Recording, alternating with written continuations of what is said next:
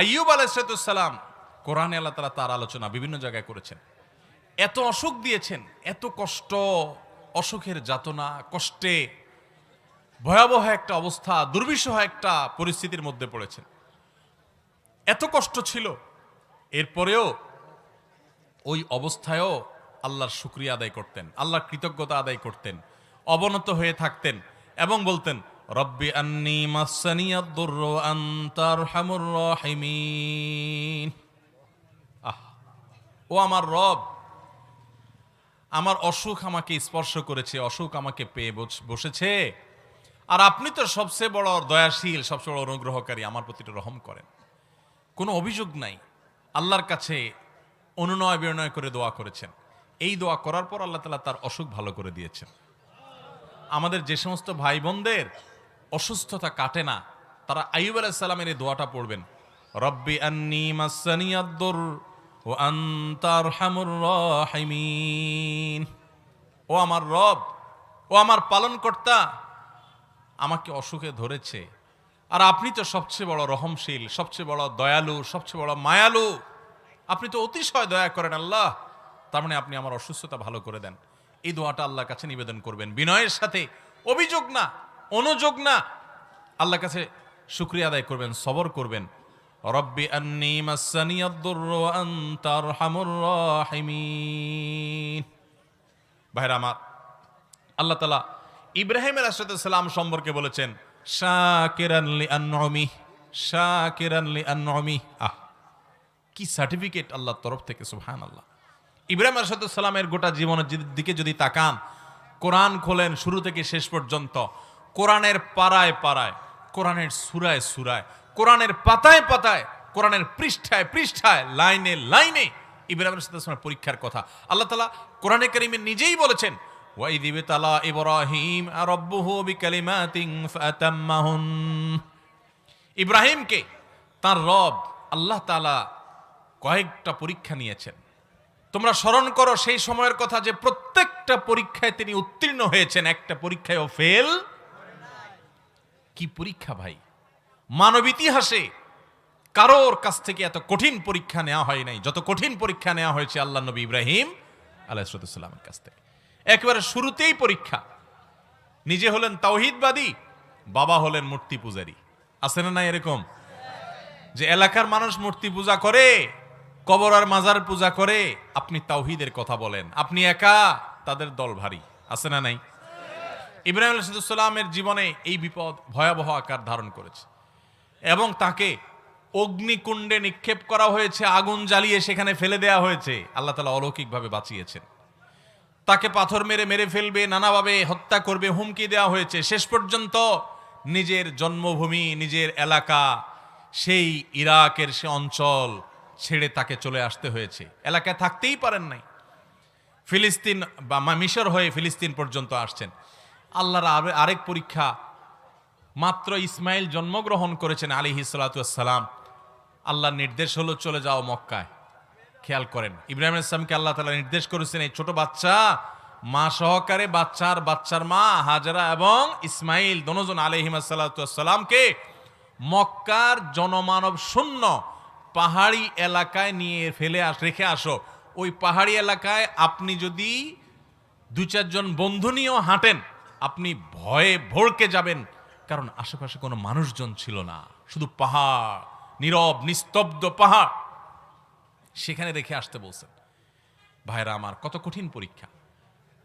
আল্লাহর নির্দেশ পালন করার জন্য সেই ফিলিস্তিন থেকে মক্কায় নিয়ে আসলেন নিজের স্ত্রী আর ছোট দুধের বাচ্চাকে। যাদের আল্লাহ তাআলা দুধের বাচ্চা দিয়েছেন তারা জানেন সন্তানের মায়া কি জিনিস, তাই না? সন্তানের মায়া কি জিনিস। সন্তানটা ছাড়া একদিন বাইরে থাকতে পারেন না, অস্থির হয়ে যান, বাইরে গেলেই ভিডিও কল দেওয়া শুরু করেন দেখার জন্য। আর ইব্রাহিম আলাইহিস সালাম আল্লাহর নির্দেশ পালন করার জন্য ওই মা এবং সন্তানকে মক্কায় রেখে চলে গেলেন।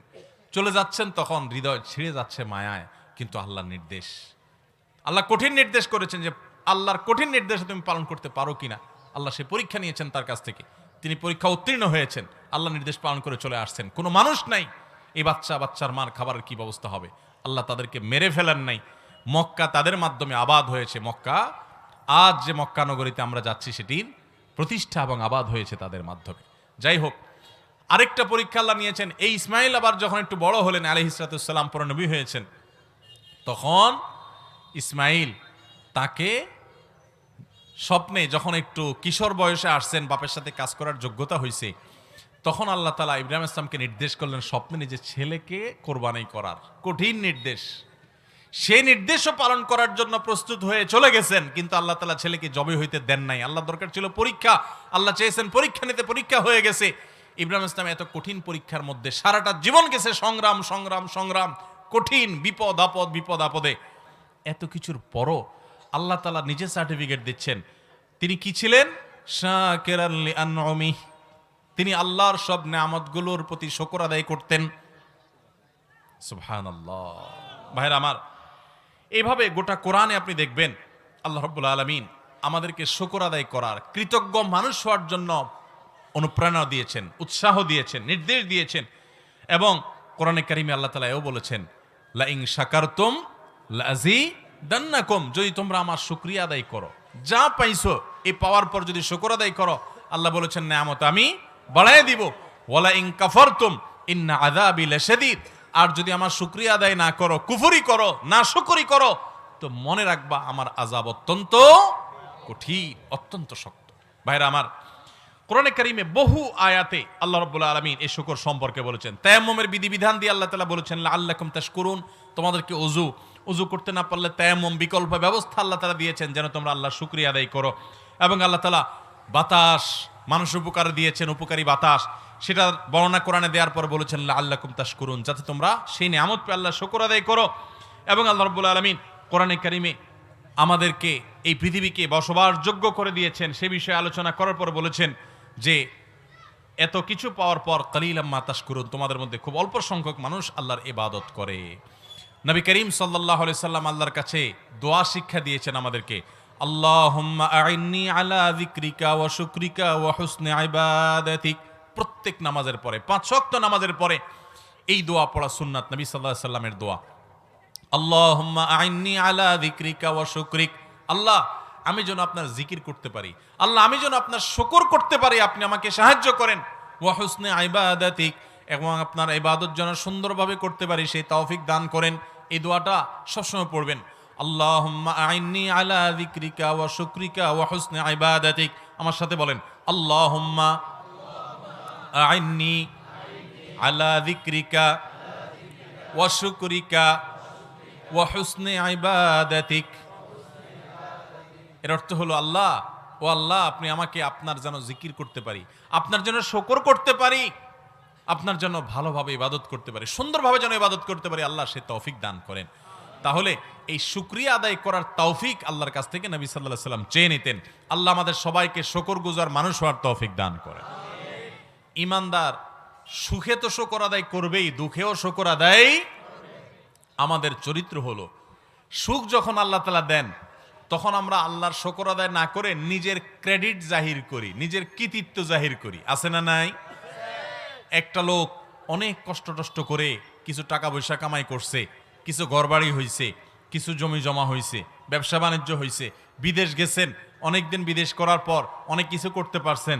যদি জিজ্ঞাসা করে কেউ, ভাই এত কিছু যে করছেন কেমনে, কিভাবে এত কিছু করলেন, তো অনেক লোক নিজের গল্প শোনানো শুরু করে।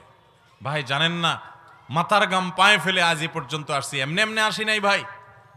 বলে কি বলে না? তার মানে আমি যা করছি, যা দেখছেন, এই সবগুলো আমার মাথার গাম পায়ের ফসল। আমার কথা হলো, ওরে ভাই তোমার চাইতে আরো বহু বেশি কষ্ট করা মানুষ রাস্তায় এখনো ঘুরতেছে, কিছু করতে পারে নাই। আছে না নাই? অনেক লোক আছে যে 2, 5, 10 বছর বিদেশ করার পর অনেক কিছু করে ফেলছেন। আরে ভাই আপনার চাইতে আরো বেশি দিন বিদেশ করার পর কিচ্ছু করতে পারে নাই এমন বহু লোক আছে না নাই? তাহলে শুধু পরিশ্রম দ্বারাই যদি হতো তাহলে তার কেন হলো না? একজন কৃতজ্ঞ ঈমানদার তিনি এভাবে বলবেন না, তিনি বলবেন এগুলো সব আমার আল্লাহর দান।